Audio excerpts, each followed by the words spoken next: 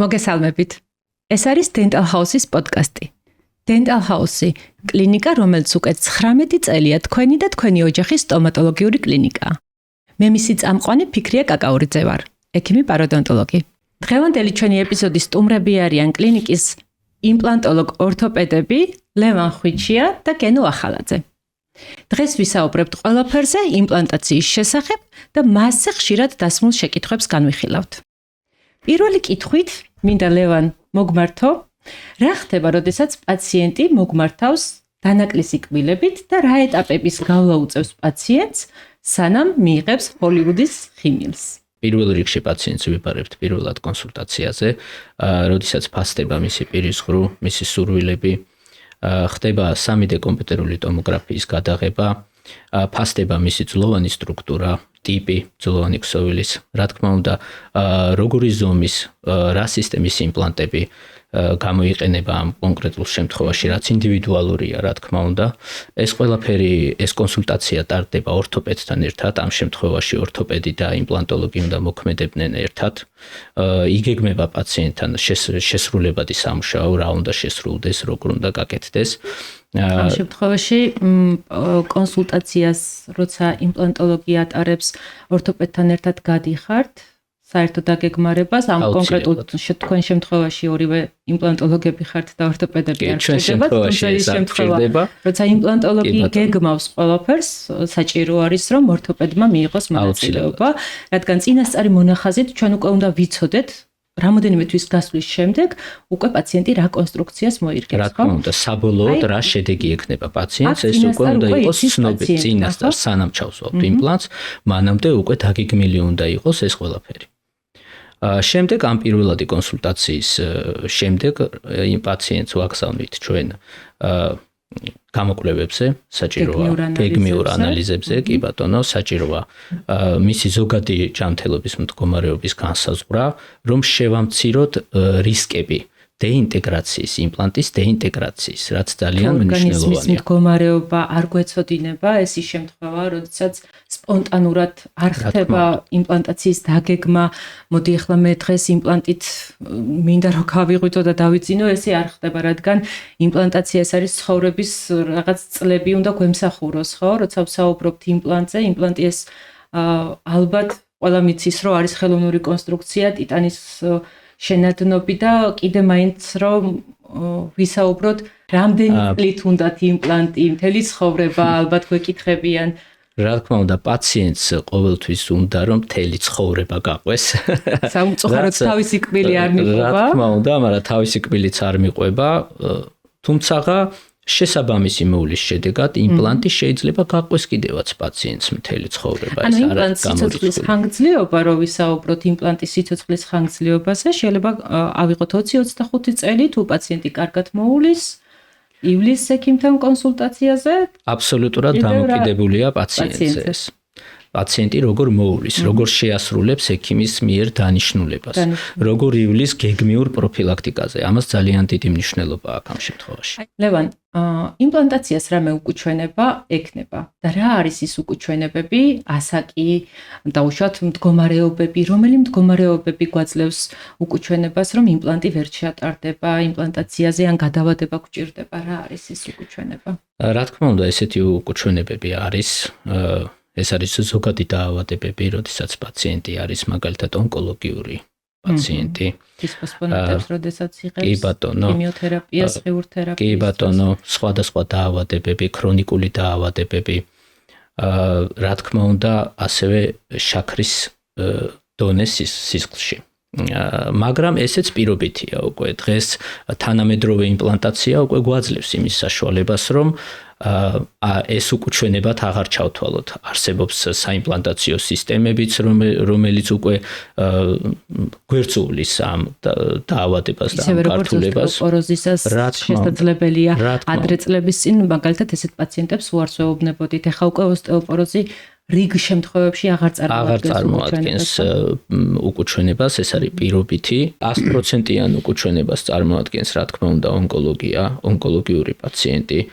ფარისებრი ჯირკვლის მძიმე დარღვევები, მაგრამ ესეც კონტროლირებადია რაღაც დონეზე. ძირითადად პაციენტები მოგმართავენ ესეთი კითხვით. ეს ფირმის იმპლანტი თუ გაქვთ. ან რა ღირს იმპლანტი, ან რის მიხედვით მირჩევ იმპლანტს. თქვენი რჩევა რა იქნება კონკრეტულად პაციენტის მიმართ, როგორ უნდა შეარჩიოს პაციენტმა იმპლანტი და რა მონაწილეობა უნდა მიიღოს პაციენტმა იმპლანტის შერჩევისას. მე ვფიქრობ, რომ პაციენტმა დიდი მონაწილეობა იმპლანტის შერჩევაში არ უნდა მიიღოს, იმიტომ რომ ეს ინდივიდუალური მომენტი არის და ეს უნდა ექიმმა განსაზღვროს, რა სისტემას გამოიყენებს კონკრეტულ პაციენტთან, რა ტიპის იმპლანტი და აი ხშირად სვავენ კითხვას, რომელი ჯობია, რატო ჯობია.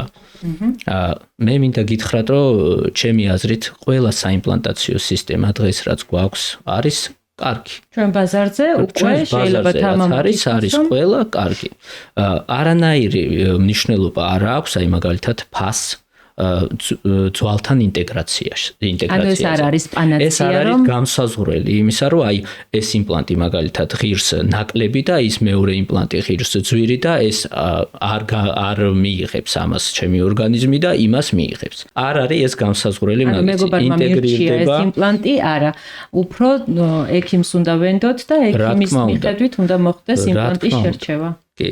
ასე რომ მაგას არანაირი მნიშვნელობა არ აქვს.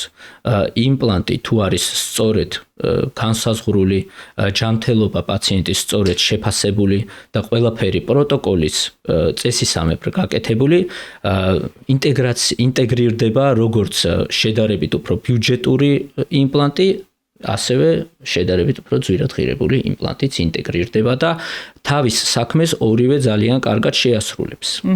არის რაღაცა ასპექტები, რა თქმა უნდა, რომელიც ფასს განსაზღვრავს. ეს არის კომპანია, ბრენდი, თავისთავად ეხლა ესენი განსაზღვრავს ფასს, იქ ტიტანის შენადნობები, შეიძლება თქვათ იმ რაღაც უფრო შედარებით ძვირადღირებულმა იმპლანტმა მაგალითად რამოდენიმე წლით უფრო მეტი ხანი იმსახუროს, ვიდრე შედარებით უფრო ბიუჯეტურმა. მაგრამ ეს იმპლანტები ყველა არის მსოფლიოში ლიცენზირებული, გადიან 1000 ეტაპებს, როგორც ბიოლოგიურს, ასევე ქიმიურს, ასევე ფიზიკურს და ამათ ყველას აქვთ ლიცენზია, რომ ბაზარზე იყონ, იარსებონ. ასე რომ ცუდი იმპლანტი არ არსებობს და პირველ რიგში ის მინდა ვურჩიო პაციენტებს, რომ შეარჩიონ არა იმპლანტი თვითონ, არამედ შეარჩიონ კლინიკა, გამოცდილება, ექიმი და ექიმის გამოცდილება. აი ეგ არის მთავარი, ყველაზე საინტერესო და რა იმპლანტი იქნება, ეს ჯობია ექიმმა განსაზღვროს, ესე იქნება უკეთესი. მადლობა, ყველაზე საინტერესო კითხვაა, იმიტომ რომ როდესაც პაციენტი კლინიკას ენდობა, როდესაც პაციენტი ექიმის გამოცდილებას ენდობა და მასზე ახდენს ინტეგრაციას და არა კონკრეტულად იმპლანტის ფირმაზე ან ფასზე, ბევრად უფრო საინტერესო შედეგი შეიძლება მივიღოთ, იმიტომ რომ პაციენტის ნდობა არის ჩვენთვის ყველაზე მთავარი, რაც შეიძლება რომ მივიღოთ. და ზუსტად ეს არის ჩვენი მთავარი ამოცანა. კი, აი ერთსაც დავამატებ ფიქრია, პაციენტს რა უნდა? პაციენტს რეალურად მისთვის არ აქვს მნიშვნელობა თუ რა აქვს იქ ძვალში ჩასმული. მაგას უნდა ზემოდან კბილი. ლამაზი. პაციენტს უნდა კბილი, ლამაზი კბილი. და ჯობია ექიმმა შეარჩიოს ის იმპლანტი ისევ და ისევ, რომელიც კარგად იმსახურებს იმ კონკრეტულ შემთხვევაში და მერე კიდე ერთად შეარჩევენ კბილს. ყველაზე კარგია. თვითონ იმპლანტის წარმოება დაიწყო 1965 წელს. ეს არ არის ცოტა დრო, 60 წელზე მეტია უკვე იმპლანტი იწარმოება და იმპლანტის კვლევები იმაზე მეტად ხდება, ვიდრე ჩვენ წარმოგვიდგენია. ყოველდღიურად თითქოს ახალ-ახალი იმპლანტები აღმოცენდება, არსებული იმპლანტები ყოველთვის ძლიერდება კვლევების საფუძველზე და ეს გვაძლევს მუდმივ სტატისტიკას, რომელმა იმპლანტმა უკეთესი ხანი გაძლო, რა იყო ხელისშემშლელი მიზეზი, რატომ არ მოხდა ოსტეოინტეგრაცია და ამას ჩვენ ყოველდღიურად მივსდევთ. ჩვენი ექიმები მნიშვნელობა აქვს, რა თქმა უნდა, იმპლანტის წარმომავლობას, სიტუაციას, თუ რა კონსტრუქცია კეთდება, რისთვის ემზადება პაციენტი, რა მოთხოვნა აქვს და იმის მიხედვით, იმის სიტუაციიდან გამომდინარე ირჩევა უკვე კბილის დიზაინიც, კონსტრუქციის სახეც, აუცილებლად ციფრულად მუშავდება ლაბორატორიასთან ერთად ეს ყველაფერი და კონკრეტულ ვადებს, რა თქმა უნდა, ვადგენთ კონკრეტულ სიტუაციიდან გამომდინარე. ყველა შემთხვევა არის ინდივიდუალური, ზუსტად ვერ ვიტყვით, შენ 3 თვეში გექნება, შენ შეიძლება არის პაციენტი, ვისაც 6 თვეში დაუსრულოთ მუდმივი კონსტრუქცია, იმიტომ რომ სინუს ლიფტინგი დაგჭირდეს და კი ბატონო. სხვა პროცედურების დამატება. რაც შეეხება იმპლანტაციის ასაკს, შეზღუდვა აქვს, რა თქმა უნდა, სანამ პაციენტი გახდება 18-20 წლის, მაგრამ ზედაზღვარი როგორც ასეთი არ არსებობს, თუ ადამიანი არის ჯანმრთელი.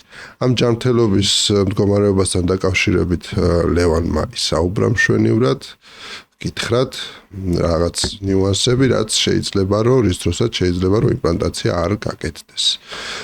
თუმცა ასაკი არ არის დაბრკოლება. მთავარია პაციენტი იყოს ჯანმრთელი.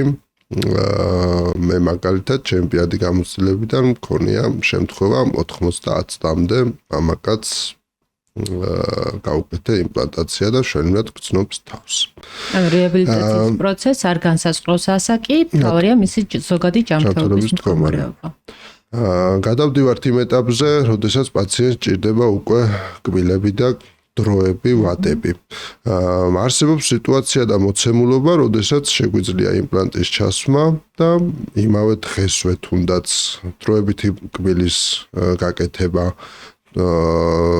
დაგვიანებული შედარებით 3-4 დღის შემდეგ კბილებით გაშვება. არსებობს ასევე სიტუაცია და მოცემულობა, როდესაც ვაყოვნებთ რამოდენიმე თვე და 3-4 თვის შემდეგ ხდება კბილების გაკეთება იმპლანტებზე. ეს დამოკიდებულია პაციენტის ცვლის მდგომარეობაზე და ზოგადად დანაკლისი კბილების რაოდენობაზე. ეს დამოკიდებულია როგორც დანაკლისი კბილების რაოდენობაზე, ისე ჩვენებაზე, ძვლის ტიპზე, ოპერაციის დროს გამოყენებული თუ არის ხელოვნური ძვალი და მისი რაოდენობა.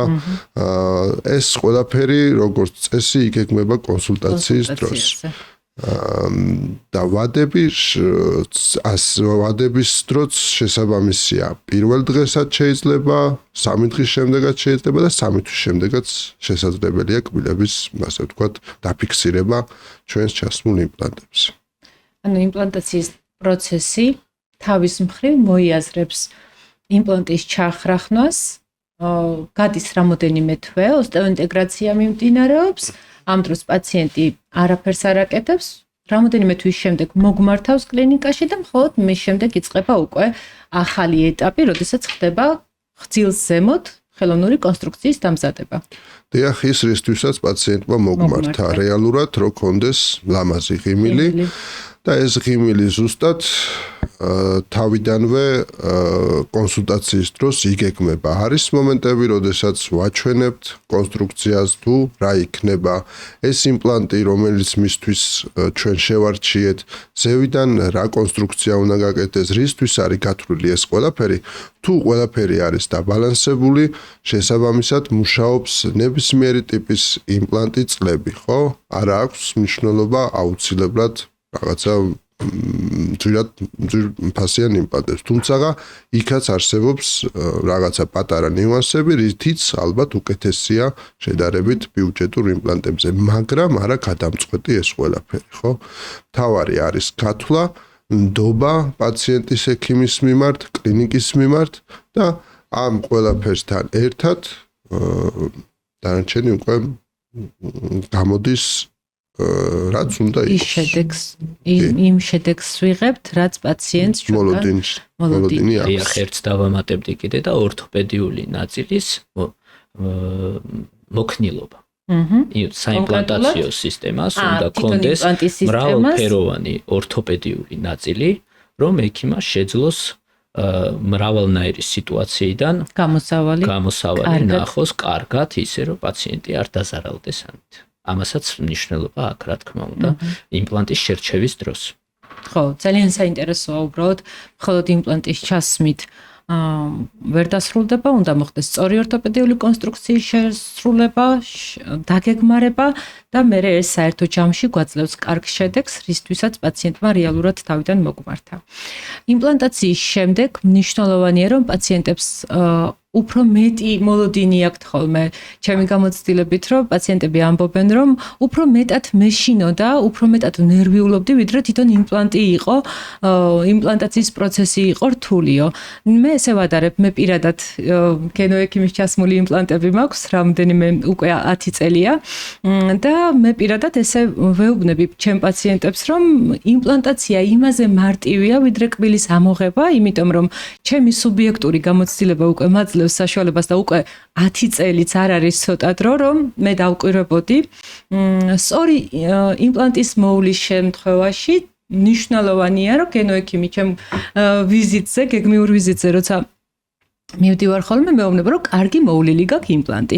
რას ნიშნავს კარგად მოვლილი იმპლანტი? იმიტომ რომ პოსტოპერაციულ ეტაპებს როცა გავდივართ, ყველამ ვიცით, რომ რაღაც დანიშნულებები აქვს პაციენტს, რა უნდა გააკეთოს, რა არ უნდა გააკეთოს.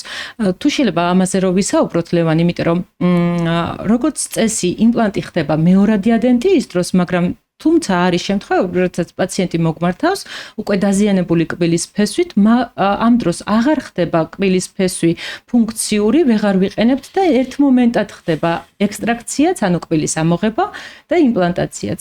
ეს ბევრად დამზოგველია სავარაუდოდ პაციენტისთვის და რა ეტაპებია ექსტრაქციის შემდეგ პოსტოპერაციულ, რა რეკომენდაციებს ვაძლევთ პაციენტს, რა უნდა გაითვალისწინოს, ცხოვრების წესი როგორ ეცვლება და ესეთი დეტალები გვაინტერესებს.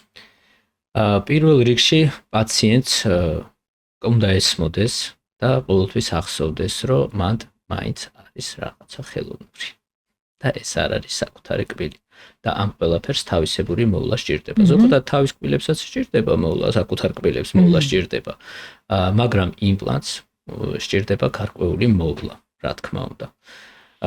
უნდა გვახსოვდეს, რომ იქ არის ხელოვნური ფესვი ჩადგმული, რომელსაც არ აქვს პერიოდონტი.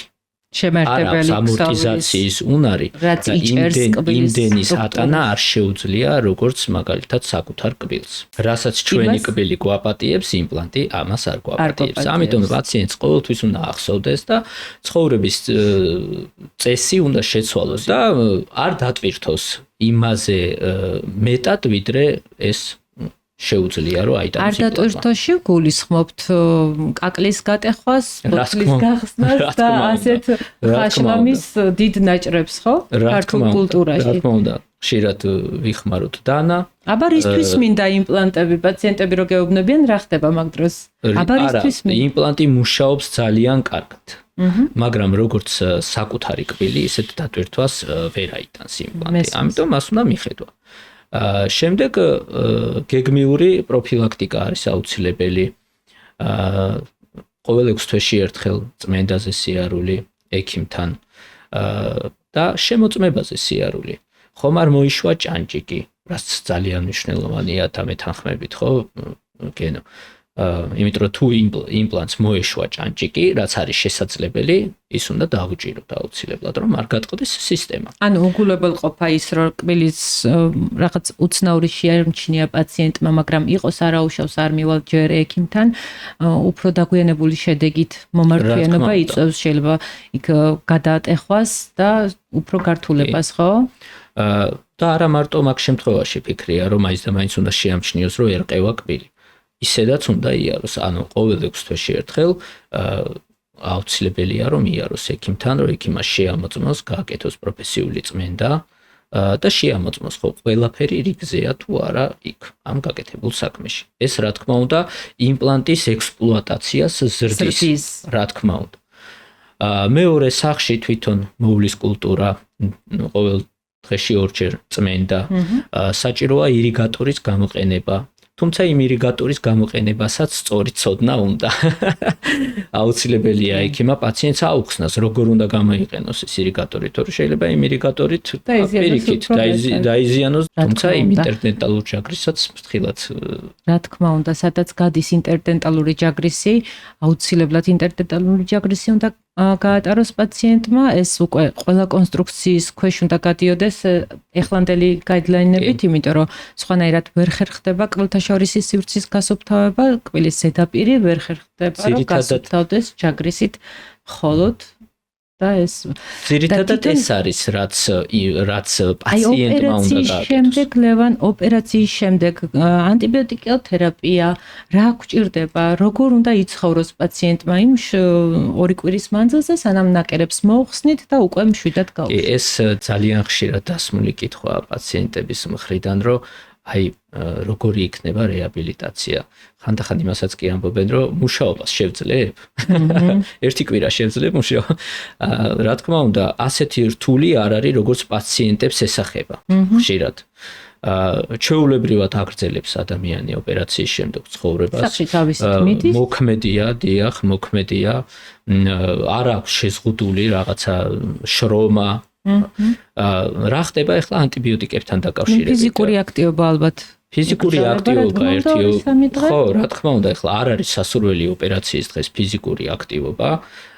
ანტიბიოტიკებთან მიმართებაში მინდა ვთქვა, რომ ანტიბიოტიკებს ვნიშნავთ როგორც ოპერაციამდე 2 დღით ადრე, ასევე ოპერაციის შემდეგ სასურველია უკვე სიტუაციიდან, ტრავმულობიდან გამომდინარე ნიშნავს ექიმი ანტიბიოტიკოთერაპიას, რომელიც არის აუცილებელი, რომ არ მოხდეს სხვადასხვა გართულებები, რა თქმა უნდა. რაც შეეხება შეშუპებას, შეშუპება შესაძლებელია იყოს, მაგრამ არასაგანგაშო, როგორც პაციენტებს გონიათ, რომ მაგალითად მთელი სახე გაუსივდებათ, ხო? ეგრე არა. ხანდახან ხშირ შემთხვევაში, როდესაც ნაკლები ტრავმით მიმდინარეობს ოპერაცია, არც კი უშუპდებათ, ხო? მეორე დღეს გამაყუჩებელსაც კი არ სვავენ ხშირად, ხო? თუმცა არის შემთხვევები, როდესაც რამოდენიმე დღე უგრძელდებათ ეს ტკივილი, ეს ცოტა ინდივიდუალური მომენტიც არის, ხო? ახლა როგორ აღიქვავს ადამიანი ტკივილს, ხო? ვისთვის რა არის ტკივილი და ვისთვის კიდე რა არის ტკივილი. ამ ოპერაციის შემდეგ ისეთი გართულებები არ არის, რომ პაციენტი უმოქმედოა, ვერ დადის სამსახურში, ვერ საუბრობს, ერთი თვე წამოწოლილია და ეს მითია, რა თქმა უნდა, ეს ყველაფერი. ანუ ყველაფერი მარტივია, რაც გქონია, რომ უფრო რთულია, სანამ რაც ვიცით მარტივია. რამდენჯერ ყოფილა, რომ აი პაციენტს უთქვამს, რომ უი როგორი რთული მეგონა, მე პირადად ხო, სულ რაღაცა 2 დღის წინ უი როგორი რთული მეგონა და თურმე არ ყოფილა ის რაც მეგონა. და ტყუილად ვინერვიულე დღეს პაციენტმა მითხრა, რომ ღამე რაღაც გავათენეთ ყუილად, ოკაცო თუ ესეთი მარტივი იყო, მე ვხთხარი, მე ხო არ მითქვია გაათენე, მე ხო გამშვიდებდი, მაგრამ შეიძლება პირიქითაც პაციენტი იმდენად ემოციურად იყოს, რომ აი ყველაფერი იდეალურად, სწრაფად, კარგად ჩატარდა, მაგრამ მისთვის ეს მაინც რაღაცა ესეთი რთული და დიდი იყო. ჩვენს პრაქტიკაში ძალიან ბევრი პაციენტია, ვისაც სურვილი აქვს, რომ იმპლანტი გაიკეთოს, მაგრამ პირველი მითი, რაც იმპლანტის შესახებ ყველას სმენია და ძალიან ხშირად სუფრებზე მეგობრები, ახლობლები გვეკითხებიან, რა გავაკეთო, იმპლანტი მჭირდება და რო ვერ მიიღოს ჩემმა ორგანიზმმა იმპლანტი. ეს არის ყველაზე ხშირად დასმული შეკითხვა, რომელსაც მე ყოველდღიურად პაციენტები მისვავენ და რეალურად რო ვეკითხები, რომ იმპლანტაცია ჩატარებული გაქვთ, უკვე გქონდათ ეგ არა. თქვენს გარშემო არა. აბა რა არის? ეს არის პირველად მითი, მაგრამ რა ხდება, როდესაც პაციენტი ამას გეკითხებათ, რომ ვერ მიიღოს? ესე იგი, კიდევ იქიდან გამომდინარე, რომ სწორად დაგეგმილი, შეფასებული სიტუაცია არის იმის გარანტი, რომ იმპლანტაცია იქნება წარმატებული. რა თქმა უნდა, დაგეგმარება უნდა იყოს პირველი და შემდეგ შესრულებაც ზედმიწევნით, რაც იქნება დაგეგმარება, იმის გაგრძელება უნდა იყოს. მაგრამ არსებობს რაღაცა რისკი, ჭრილობის დაინფიცირება თუნდაც, ნაკერის გახსნა, დროზე არ მომართვა, პაციენტის ვერ მოსვლა, კონტროლზე არ მოსვლა ოპერაციის შემდგომ, აქ შეიძლება რაღაცა გაიპაროს და მოხდეს იმპლანტის დაკარგვა და არ შეხორცება. დანიშნულების არ შესრულება. წინაპირობაა, რომ შეიძლება არ მოხდეს იქ რეგენერაციული პროცესები, ხო? რა თქმა უნდა. თუ ყველაფერი ზედმიწევნით იქნება, დანიშნულების გამოყენებაც, დაგეგმაც, განხორციელებაც, მაშინ მინიმუმამდეა და 2-3%-მდეა 100%-დან რისკი იმისა, რომ იმპლანტი არ იქნას შეხორცებული. ხოლო თუ ვინმე ახლობელს დაეკარგა იმპლანტი და იმას ეთკინა ოპერაციის დროს, ესეც ინდივიდუალურად ხდება, ყოველთვის არ არის საჭირო რაღაცა ვიღაცის მაგალითზე რომ აუცილებლად იგივე დაემართება ჩვენ პაციენტს. თუმცა გართულებები იმპლანტაციის შემდგომ არსებობს. არც ესე არ არის 100%-იანად და ჩვენც ყოველთვის წარმატებული გქონდეს იმპლანტაცია, მაგრამ 100-დან ასე ვთქვათ 95, 17, 18 პაციენტი, როდესაც ყავს კმაყოფილი, რა თქმა უნდა, ეს არის მაჩვენებელი კარგია. და ვაგრძელებთ იმპლანტაციას აქტიურად და ყველას მოუწოდებთ, რომ უკბილობა არ არის განაჩენი. გამოსავლის მოძებნა ყოველთვის შესაძლებელია. ასევე მინდა აქვე ვიკითხო, როდესაც ცვლის დეფიციტი მაქვს, როდესაც დიდი ხანია კვილი ამოღებული აქვს პაციენტს, ჩვენ ვიცით, რომ ალვეოლური მორჩის განლევა მიმდინარეობს. რაც უფრო დიდი ხანი ეშინია პაციენტს იმპლანტის ჩასმა, ან ფინანსური საშუალება არ აქვს, ან აქამდე არ ქონდა ინფორმაცია, უკვე დიდი ხანი გავიდა, ხომ, ექსტრაქციის შემდეგ. რა ხდება მაგ დროს? ცვლის დეფიციტი არის განაჩენი, ასევე ესეც მაინტერესებს, რომ პაციენტს არ ჩაუტარდება იმპლანტაციის პროცესი. კი ბატონო, ცვლის დეფიციტის შემთხვევაში მნიშვნელობა აქვს რა მიდამოს დეფიციტია, რა ზომის დეფიციტია, რა სირთულის, რა მასშტაბის. შესაბამისად, ბევრჯერ ყოფილა კითხვა თქვათ ზარის სახით, რომ 1 გრამის ძვალის დამატება თქვენთან რა დამიჯდება. ამას აქვს გადამწყვეტი მნიშვნელობა იმ 1 გრამ ძვალს რა მიმართულებას მიცემ, რა ოპერაციას გააკეთებ, რას გამოიყენებ, რომელ ძვალს შეიტან.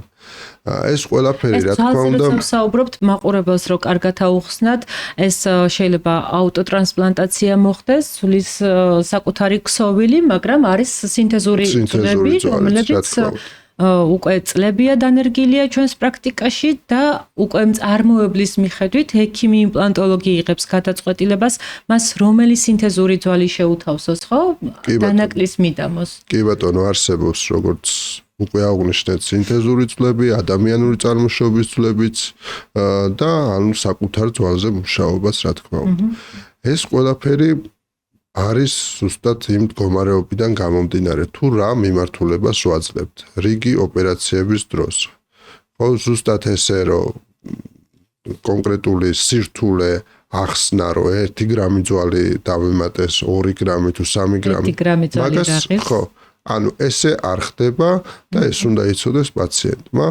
წინასწარ დაგეგმით თუ ამ ძვალს რას ვაკეთებთ, რისთვის ვაკეთებთ, რა რისკები არსებობს ამისთვის და რა არ არსებობს.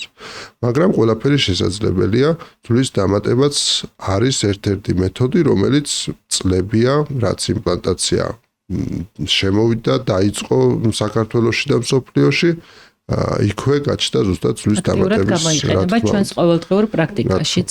ყოველთვის ჯობია, რომ პაციენტს თავისივე ძვალი გამოვიყენოთ პაციენტთან, უფრო კარგი შედეგებია, მაგრამ ყოველთვის არ გვეძლევა ამის საშუალება და აი მაგ დროს ზუსტად გვეხმარება ეს ხელოვნური ძვალიც. ძალიან კარგი. თვითონ ზოგადად იმპლანტაციის დაგეგმარების პროცესზე მეც ვიტყვი. ამ შემთხვევაში ერთვება გუნდი, იმპლანტოლოგი და ორთოპედი ხსნის გვირგვინოვან ნაწილს, ხო?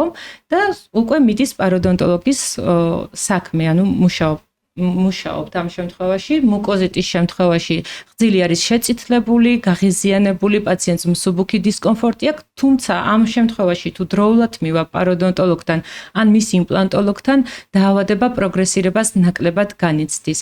აი კონკრეტულად პაროდონტოლოგიური როლი რა არის ის, რაც უნდა გაითვალისწინოს იმპლანტაციისას ექიმის და პაციენტის საუბარი ამ დროს როგორ ხდება? თავარ როლს, ასე ვთქვათ, იმპლანტის შენარჩუნების, მის გახანგრძლივების, რაც უფრო მეტი დროით გვინდა რომ გვემსახუროს იმპლანტი, მთავარი არის ღვიძლი. ღვიძლი, როდესაც ჯანმრთელია, შესაბამისად იმპლანტისთვის არის ფარი, რომელიც იცავს მას. აუცილებლად გასათვალისწინებელია თვითონ ღვიძლის სახე, როგორი ბიოტიპი აქვს, სტრუქტურა, ხშირად ყოფილა, როდესაც არ მიუქცევიათ ყურადღება, შემდეგ პაციენტსაც არ გამოუჩენია ჰიგიენისთვის იმდენი დრო იმ ადგილას, სადაც თქვათ თხელი გრძილია და ამ შემთხვევაში იწყება უკვე პრობლემები.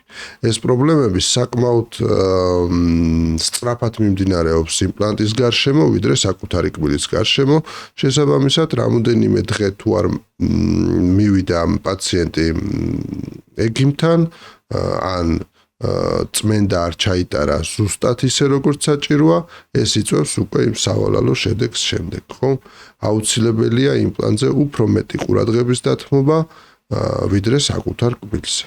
იმპლანტაციის დაგეგმარება თვითონ ცალსახად არ ხდება არასანირებულ პირის ყრუში. ეს ყველა ვიცით, მაგრამ კონკრეტულად რა ეტაპი უნდა გაიაროს პაციენტმა იმპლანტის დაგეგმვამდე, ან კონკრეტულად იმპლანტაციის პროცესამდე.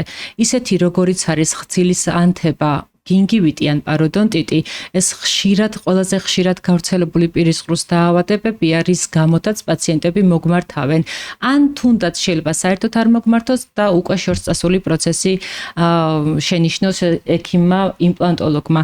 ამ შემთხვევაში მინდა ყველას ესე ჩვენ კლინიკაში ესე ხდება, არ ხდება პაციენტის იმპლანტაციის სავარძელზე, არ ხდება პაციენტის იმპლანტაცია, თუ მას პირის ყრუ არ აქვს გაჯანსაღებული, თუ ხცილი არ არის ვარდისფერი, თუ არ არის გამოვლენილი ანთებითი კომპონენტები მოშორებული და პირის ყრუს მოვლა თუ პაციენტს ჩვევაში არ აქვს. მაგრამ პირის ყრუს ჰიგიენა როცა არ აქვს პაციენტს მოწესრიგებულად იქ რთულია, რომ ჩვენ ახალ უნარჩვევები გამოუმუშაოთ პაციენტს, კბილთა შორის იჯაგრულა, კბილების 6 თვეში ერთხელ წმენდა, ვიზიტი პაროდონტოლოგთან, ასევე მისი მავნე ფაქტორები, ორგანიზმის მავნე ფაქტორებში მოიაზრება თამბაქოს მოხმარება, რომელიც ყველაზე ხელისშემშლელია იმპლანტაციის შემთხვევაში, ზოგადად დადასტურებულია, რომ პაციენტები, რომლებიც თამბაქოს მოიხმარენ 5 ან 10 ღერზე მეტს, ეს არის უკვე რისკ ჯგუფი იმპლანტაციის შემთხვევაში, რადგან